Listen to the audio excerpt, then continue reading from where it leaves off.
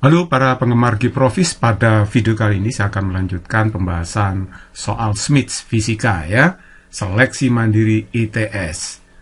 Nomor 1, sebuah balok massa 1 kg dilepas di titik A kemudian meluncur pada lintasan kasar seperti ditunjukkan gambar. Panjang lintasan AB 8 meter dan gaya gesek rata-rata yang dialami balok sebesar setengah Newton dari titik A ke titik B. Berapakah kecepatan balok pada saat tepat mencapai titik B? Jadi mula-mula balok ini dilepas di titik A pada ketinggian 4 meter, kemudian meluncur pada bidang lintasan kasar hingga sampai di B ketinggiannya 3 meter. Yang ditanyakan kecepatan di B gitu ya.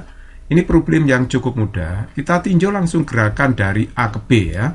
Nah, kita menggunakan konsep energi total. Jadi energi total di A dengan di B itu pasti sama ya. Nah, jadi kalau kita lihat energi total di A itu ada apa? Di sini ada energi potensial. Perlu diketahui bahwa energi total itu jumlah antara energi mekanik dengan energi luar. Energi mekanik itu EK, EP, ya EP gravitasi, sedangkan energi luar itu bisa energi gesekan, bisa juga energi gas dan sebagainya ya. Itu maksud energi total. Jadi energi total di A itu ada MGHA ya, sedangkan EK-nya tidak ada karena mula-mula dilepas dalam keadaan diam. Kemudian di titik B ini ada MGH karena masih punya ketinggian, kemudian ada kecepatan berarti punya EK setengah mvp kuadrat. Dia pernah menggesek dari A ke B. Oleh sebab itu ada energi gesekan yaitu gaya gesek kinetis dikalikan S. S itu jarak A ke B nih ya, panjang lintasan A ke B. Nah, terus kita masukkan aja, M-nya kan 1 kg, G-nya 10, HA-nya adalah 4, M-nya 1, G-nya 10, HB-nya 3, M-nya tadi 1 VB kuadrat, kita bisa hitung, FK-nya adalah setengah, gaya gesek kinetisnya, sedangkan jarak tempuhnya adalah 8 ya. Oke, jadi kita hitung aja, ini 40, 30, ini 4, jadi hasilnya adalah, ini kan 40 kurangi 3, 46 ya. Jadi 6 setengah VB kuadrat, berarti VB kuadrat sama dengan 12, berarti VB-nya akar 12, berarti 2 akar 3 meter per sekon. Jadi jawaban yang tepat adalah E. Nomor 2, sebuah bola kecil dilepas di titik A kemudian meluncur pada lintasan licin. Agar bola itu dapat berputar sempurna pada lintasan lingkaran, maka delta H minimal sama dengan berapa? Jadi bola ini dilepas pada lintasan licin ya, di titik A. Berarti kecepatan awalnya tidak ada, 0. Kemudian dia meluncur turun, kemudian dia bergerak melingkar seperti ini. Tetapi di sini ditanyakan berapakah selisih ketinggian titik A dan B ini agar bola tersebut pada saat melintas pada lingkaran ya, dia bisa berputar sempurna. Begitu. Nah, saya gambarkan dulu ya gaya-gayanya di sini. Pada saat di titik B itu sebenarnya ada gaya berat, terus ada gaya sentrifugal yang keluar dari pusat lingkaran, terus ada gaya normal. Tapi karena di sini ditanyakan bahwa berapa delta H minimum supaya bisa berputar sempurna, berarti asumsinya bahwa bola itu tepat atau hampir saja mencapai titik B ya, hampir lepas berarti. Kalau hampir lepas berarti normalnya tidak ada ya, jadi N-nya sangat kecil, dianggap 0 gitu. Nah, sehingga pada saat di B itu gaya yang bekerja cuma gaya berat dengan apa? Berarti gaya sentrifugal. Gaya sentrifugal rumusannya sama aja dengan sentripetal, M kali AS, AS-nya bisa V kuadrat per R gitu ya. Nah, oke, cuma arah gaya sentrifugal itu keluar dari pusat. Nah, saya menggunakan ini ya, konsep gaya sentrifugal untuk menyelesaikan soal ini. Perhatikan baik-baik bahwa ini dalam keadaan setimbang rotasi, kalau benda tetap pada lintasannya, maka sigma F radial itu harus sama dengan 0. Berarti konsepnya adalah setimbang rotasi. Artinya jumlah gaya keluar pusat itu harus sama dengan jumlah gaya ke dalam pusat lingkaran, gitu kan ya. Sigma F radial saya anggap yang keluar itu positif ya, sedangkan yang menuju pusat lingkaran itu negatif. Jadi W dan N itu negatif. Tapi N-nya di sini 0 kan? Kalau N-nya 0 berarti tinggal gaya sentrifugal sama beratnya saja. Berarti gaya sentrifugal sama dengan W, gitu kan? Ingat, N-nya tadi 0. Nah, gaya sentrifugal saya sudah katakan sama dengan gaya sentripetal rumusnya, yaitu mvp kuadrat per R ya. Nah, W itu M kali G, M-nya saya coret kan? Kalau M-nya dicoret, dapatnya PP kuadrat per R sama dengan G. Berarti PP kuadrat sama dengan GR, ini saya sebut persamaan 1. Nah, terus kemudian kita menggunakan hukum kekekalan energi mekanik untuk mencari delta H-nya dari A ke B, berlaku EM di A sama dengan EM di B. Kenapa? Karena ini lintasannya licin ya, nggak ada gesekan, berarti EM-nya sama di A dan di B. Oke, jadi M di A itu adalah MGHA, ya kan? Karena dilepas, EK-nya tidak ada di A, hanya energi potensial gravitasi. EM di B itu ada EBB, MGHB, dan juga energi kinetik setengah MBB kuadrat. Nah, kalau begitu ini bisa saya pindahkan ke ruas kiri ya, MGHB-nya menjadi MG dalam kurung HA min HB sama dengan setengah MVB kuadrat. Nah, ini berarti saya bisa ringkas HA min HB itu kan delta H. Jadi selisih ketinggian titik A dengan B, ya kan? Delta H. Nah, jadi kalau M-nya ini saya coret ya, M-nya saya coret, berarti VB kuadratnya dapatnya kan 2G delta H. Ini saya sebut persamaan yang kedua. Lalu saya substitusikan persamaan 1 dengan 2 ini. VB kuadratnya kan GR. Nah, saya isi GR. Jadi G-nya kita bisa coret, sehingga delta H-nya adalah setengah R ya. Jadi jawaban yang tepat adalah D. Nomor berikutnya, nomor 3, balok A dan B memiliki massa yang sama. Balok A bergerak pada lantai kasar, menumbuk balok B yang mula-mula dalam keadaan diam. Koefisien gesek kinetis permukaan yang bersentuhan 0,2. Setelah ditumbuk balok A secara lenting sempurna, maka balok B akan bergeser jauh berapa meter. Jadi ini A bergerak dengan kecepatan 2 meter per sekon, nanti menumbuk B. Tapi ini lantainya kasar ya. Jadi kalau sudah menumbuk, nanti B-nya akan bergerak ke kanan, nggak mungkin ke kiri ya.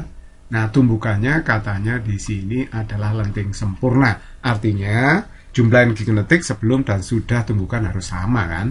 Jadi gini, B-nya nanti bergerak ke kanan, tapi gerakannya itu diperlambat karena ada gesekan. Akhirnya B itu berhenti setelah menempuh jarak sekian meter. Nah, berapa jarak tempuhnya itu? Gitu kan?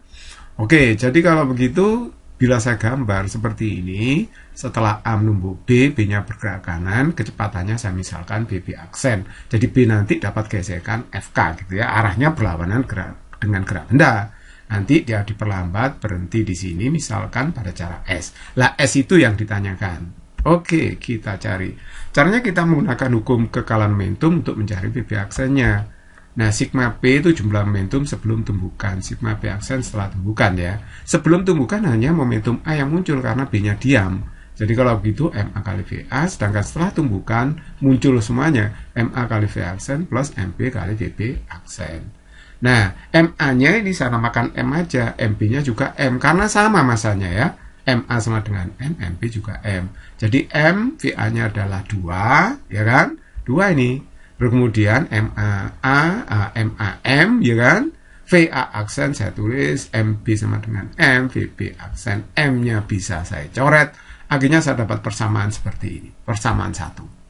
Nah, dari angka tumbukan atau koefisien restitusi, saya akan dapat persamaan yang lain, 2 variabel juga. Karena ini 2 variabel harus 2 persamaan ya. Nah, sekarang E-nya 1 karena lenting sempurna ya. Jadi min, ini tetap yang atas, yang bawah VA saya ganti 2, VB-nya 0 kan tadi ya. Kecepatan B sebelum tumbukan. Jadi, kalau begitu saya kalikan ke sana, 2 kali 1 itu 2, ini saya kalikan ke dalam, min V aksen plus VB aksen. Ini saya sebut persamaan 2, kemudian persamaan 1 saya geser ke sini, lalu saya eliminasi kedua persamaan. Nah, min V aksen dengan VA kalau saya jumlahkan, ini kan 0 ya. Min V aksen dengan V aksen ini loh, 0 kalau saya jumlahkan. Berarti 2 tambah 2, 4, VB aksen tambah VB aksen, 2 VB aksen. Jadi seperti ini akhirnya VB aksennya ketemu 2 meter per sekon. Nah, kemudian untuk mencari berapa jarak tempuhnya, kita tidak usah pakai problem dinamika, nggak usah pakai teori dinamika ya. Kita langsung menggunakan konsep energi aja. Nah, pada saat B itu bergerak setelah ditumbuk, berarti dia punya energi kinetik, ya kan? Nah, ini energi kinetiknya setelah ditumbuk persis ya. Tepat ditumbuk punya energi kinetik karena dia bergerak. Terus kemudian nanti berhenti di sini, EK-nya habis. Berubah jadi apa? Energi gesekan, jadi panas biasanya ya. Gesekan menimbulkan panas. Nah, jadi kalau begitu, ini ada perubahan energi kinetik di titik awal dan energi gesekan di titik akhir. Ini konsep energinya. Energi kinetik di awal itu adalah setengah MV aksen B kuadrat ya, setengah MV B aksen kuadrat. Sedangkan di akhir ada energi gesekan. Energi gesekan itu adalah gaya gesek dikalikan jarak tempuhnya. Jadi FK dikalikan S. Karena di bidang datar, FK-nya berarti M kali G. Jadi mu K kali normal, tapi normalnya itu M kali G ya, karena bidangnya datar.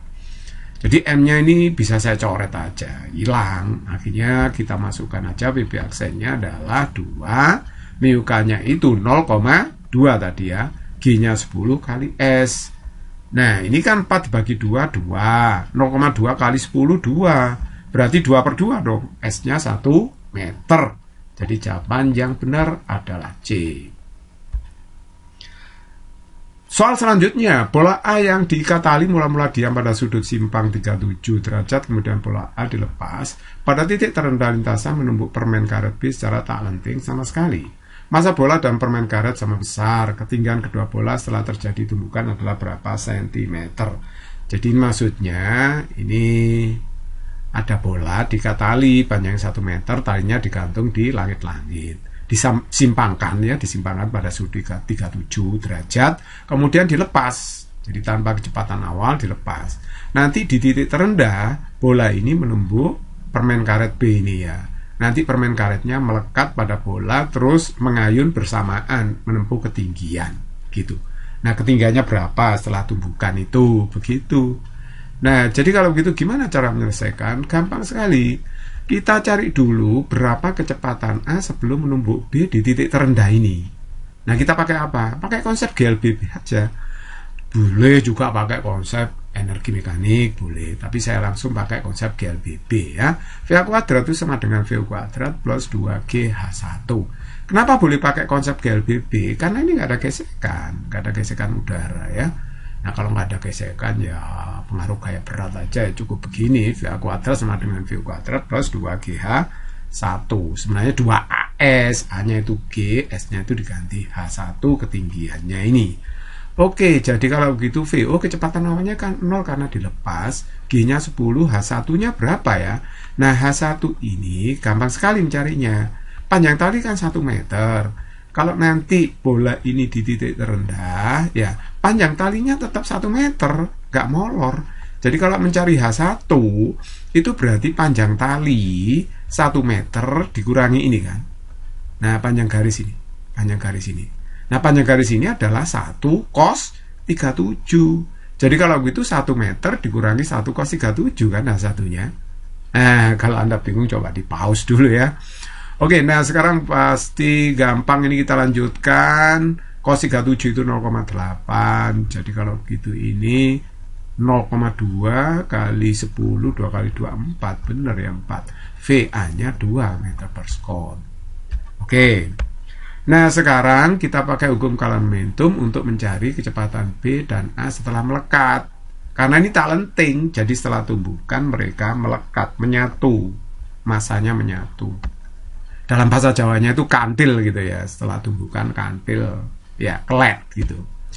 Oke, jumlah momentum sebelum tumbukan adalah MA kali VA. Nah ini MA kali VA. Nah setelah tumbukan berarti MA plus MB dikalikan V aksen. Kok disatukan masanya? Ya karena tak lenting kan menyatu. Tadi kantil dulu, kelet ya. Nah jadi kalau begitu MA nya M, VA nya 2. MA MB kan sama katanya. Ini sama masanya. Nih ya.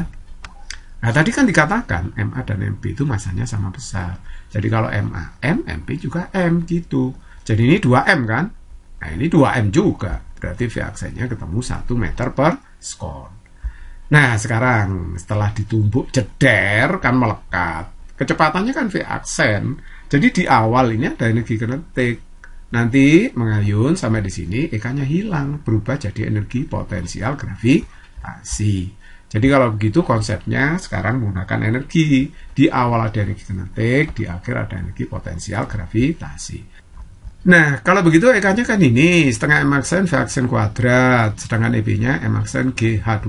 Apa M aksen itu? M aksen itu adalah massa gabungan antara permen karet dengan bola ini. Kan digabung jadi satu M aksen ya, M total itu.